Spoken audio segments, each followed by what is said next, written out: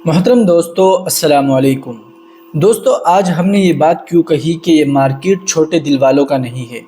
आइए इसके पीछे का तर्क समझते हैं। दोस्तों, आप देख रहे होंगे कि आज मार्केट में बहुत ज़बरदस्त गिरावट देखी गई। निफ्टी तो इतना पॉइंट्स नहीं गिरा जितने के स्टॉक्स गिर रहे हैं। कई स्टॉक ऐसे हैं जो कि 10-10% से ज़्यादा गिरे हुए हैं और अभी वो रेड निशान में बंद हुए हैं। हो सकता है कल भी उनमें गिरावट देखी जाए। दोस्तों, आज मार्केट में इतनी ख़राब मंदी देखने को मिली जो शायद अभी तक पिछले 2 हफ्तों 3 हफ्तों से नहीं मिली थी। एक मर्तबा पहले भी ऐसी मंदी आई थी, लेकिन आज बहुत ज़्यादा ज़बरदस्त थी। हर स्टॉक की बहुत बुरी पिटाई होती हुई नज़र आई। देखिए, हमने ये बात क्यों कही कि ये मार्केट छोटे दिल वालों का नहीं है, तो आप इस बात को समझ लीजिए कि इस हफ्ते कई बड़े इवेंट्स हैं। जैसे कि बजट आने वाला है और फिर उसी के साथ-साथ उसके 2-3 दिन के बाद हमारे जो बड़े बैंक्स हैं, आरबीआई, उसके जो गवर्नर हैं वो कोई अनाउंसमेंट करने वाले हैं, उसका भी मार्केट पर असर होगा। और बजट में भी कुछ स्टॉक मार्केट को लेकर कोई हो सकता है टैक्स वैक्स बढ़ जाए, उससे भी दिक्कत आ सकती है। और उसी के साथ-साथ फ़िलहाल कंपनियों के जो है क्वार्टरली रिजल्ट आ रहे हैं। और उसी के साथ अगर ग्लोबल मार्केट देखें तो ग्लोबल मार्केट भी इतना ज़्यादा सपोर्ट नहीं कर रहा है। और उसी के साथ साथ एफआईज जो है वो ज़्यादा से ज़्यादा बिकवाली कर रही है।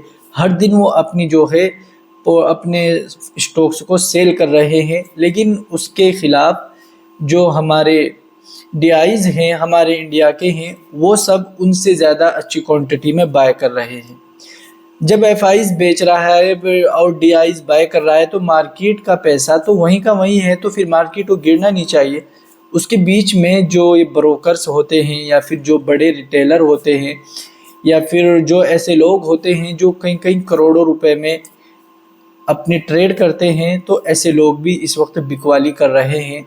एक तो बजट को लेकर लोगों के दिलों में ये बात बैठ जाती है कि हो सकता है कि जिस सेक्टर में उनकी कंपनी आती है उसके खिलाफ बजट में कोई ऐसी बात आ जाए जो कि ना आनी चाहिए और उससे कंपनी के खिलाफ कोई बुरी न्यूज़ चल जाए, तो स्टॉक की जो रिपुटेशन है वो ख़राब हो जाती है और उसमें सेलिंग देखने को मिलती है, यानी कि स्टॉक नीचे आ जाता है।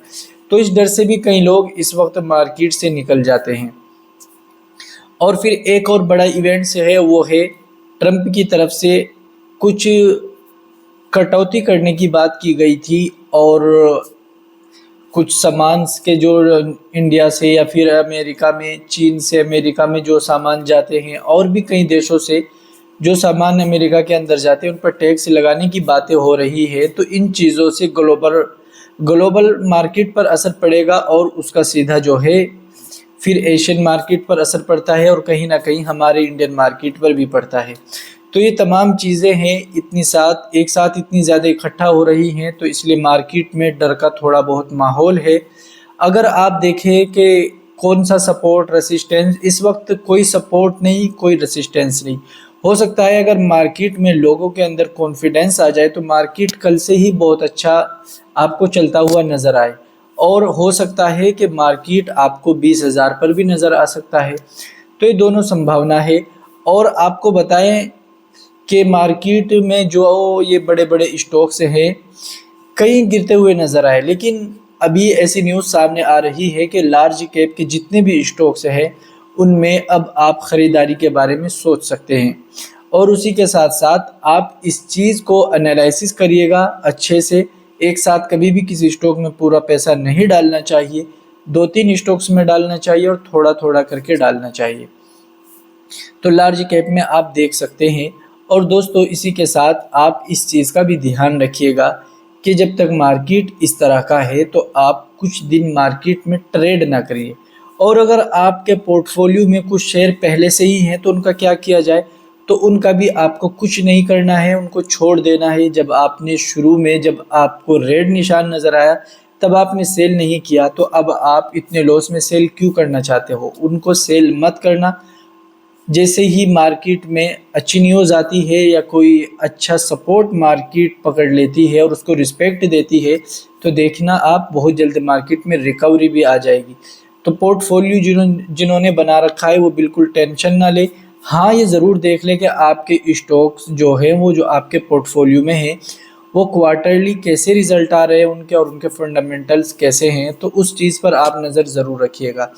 और इसी के साथ साथ 10 फरवरी से पहले पहले आप चाहें तो अपने स्टॉक्स को अवरेज भी कर सकते हैं और क्वांटिटी बाय कर लीजिए।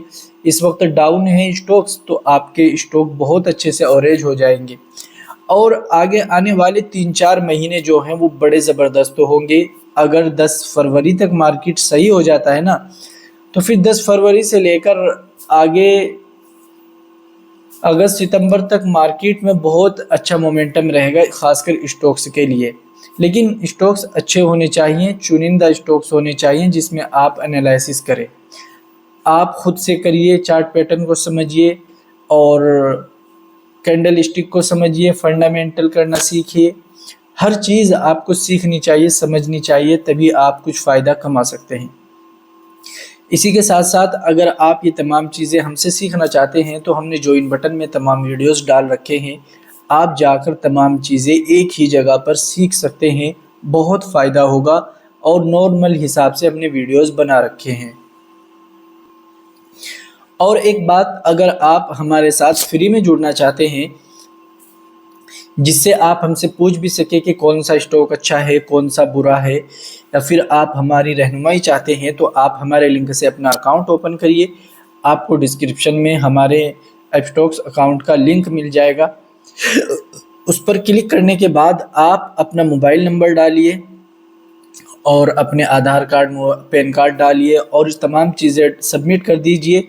फिर उसके बाद जब आपका अकाउंट ओपन होने के लिए सबमिट हो जाए, फिर उसके बाद आप स्टॉक को इंस्टॉल करिए। आपको वहाँ पर फिर यूज़र आईडी, मोबाइल नंबर मिल जाएगी। 24 घंटे के बाद आप उसे हमारे साथ हमारे व्हाट्सएप नंबर पर शेयर कर दीजिएगा। हम आपको वेरीफाई करके अपने साथ जोड़ लेंगे और आपकी रहनुमाई करेंगे। और उसी के साथ साथ आपको PDF बुक्स 8 फ्री देंगे और स्टॉक मार्केट की वीडियोस भी हम आपको फ्री में प्रोवाइड कराएंगे। दोस्तों, उम्मीद करते हैं ये वीडियो आपके लिए हेल्पफुल रहा होगा। अस्सलाम वालेकुम।